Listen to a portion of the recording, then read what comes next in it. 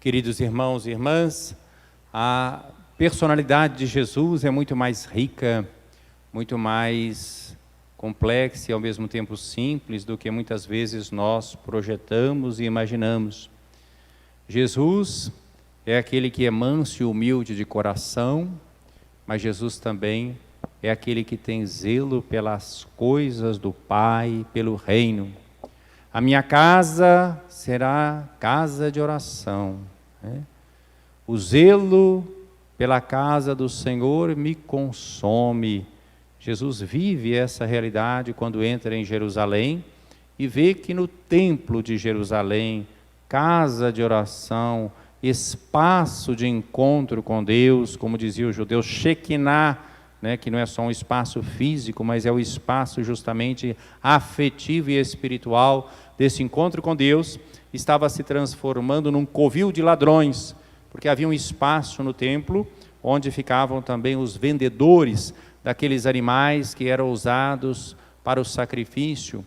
E muitas vezes os mais prejudicados eram os pobres, porque não tinham muitos recursos, compravam também aqueles animais por preços inflacionados, eles que já tinham a sua economia pobre, reduzida. Então Jesus expulsa os cambistas, os vendedores que estavam no templo, e citando essa palavra do profeta: minha casa será casa de oração, no entanto vós fizestes dela um antro de ladrões. Não só Jesus expulsa esses vendedores do templo e, portanto, aí contraria interesses comerciais, lucrativos, mas também as lideranças de Israel que administravam o templo. E isso tudo vai ser um dos motivos, um deles, da sua condenação, porque aumenta a oposição a Jesus. Mas ele ensinava no templo todos os dias, diz esse evangelho de hoje.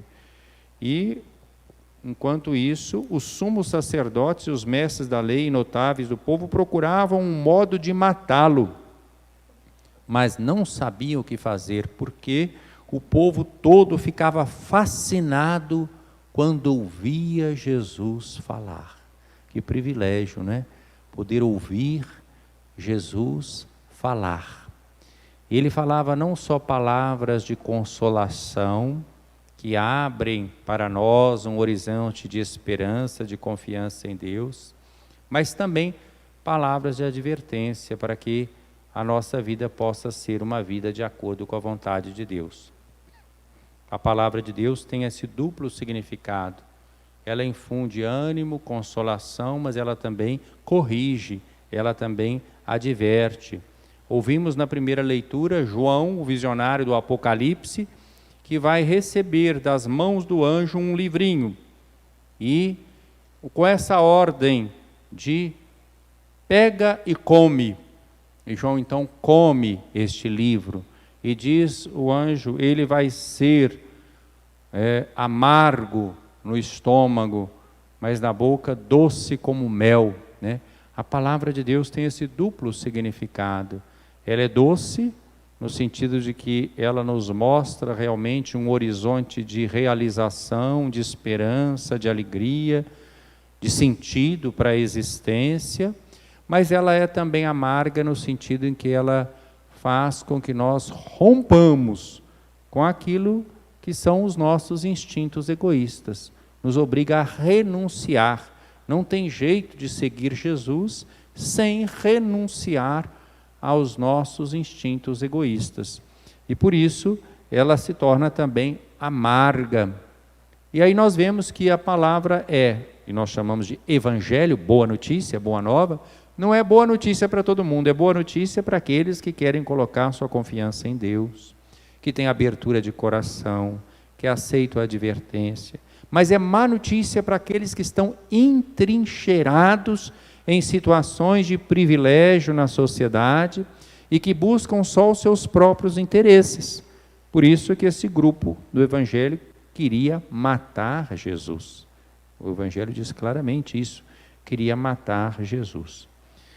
Então nós devemos pedir a Deus essa graça, de, ao acolher, e toda a missa nós somos servidos com o banquete da palavra, ao acolher a palavra de Deus, nós tenhamos um coração aberto, e que nós aceitemos essa palavra como sendo doce ao paladar, que ela possa ser a luz dos nossos passos, a orientação de nossas vidas, para que realizemos a nossa vocação nesse mundo, a nossa missão, e acolhamos o Senhor como esse povo que ficava fascinado, encantado ao ouvir Jesus falar. Que nós possamos saborear a palavra de Jesus, a palavra de Deus, que é para nós, como dizemos sempre na liturgia, em relação à primeira leitura, palavra do Senhor.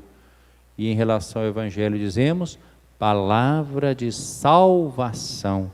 Portanto, palavra de vida para ser vivida na história, palavra de vida eterna, de vida plena, de vida em abundância.